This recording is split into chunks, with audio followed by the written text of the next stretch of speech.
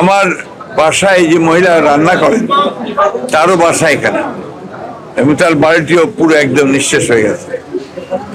এটা আপনার এই দরিদ্র মানুষগুলোর জন্য একটা চরম আঘাত।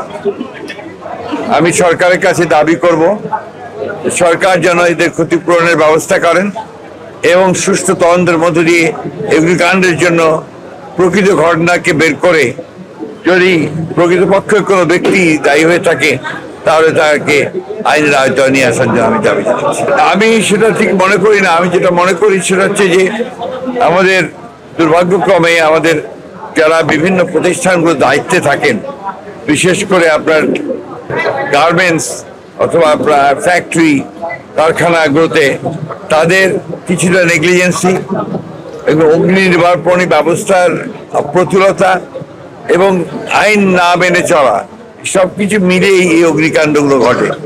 সেই ক্ষেত্রে আমার মনে হয় যে সত্যিকার অর্থেই যদি আইনের প্রয়োগ হয় এবং যথাযথ অগ্নি নির্বাপন ব্যবস্থা থাকে তাহলে এগুলোকে অ্যাভয়েড করা অনেক সহজ। আমি মনে করি বাউলদের উপর হামলা এটা একটা ন্যাক্কারজনক ঘটনা। আমরা এর তীব্র নিন্দা জানাই। এটা ডেফিনেটলি বাংলাদেশের যে আবহমানের যে সংস্কৃতি, গ্রামীণ বাংলা সংস্কৃতি, আমাদের এই বাউল যারা, তারা বাংলাদেশের অর্থনীতিতে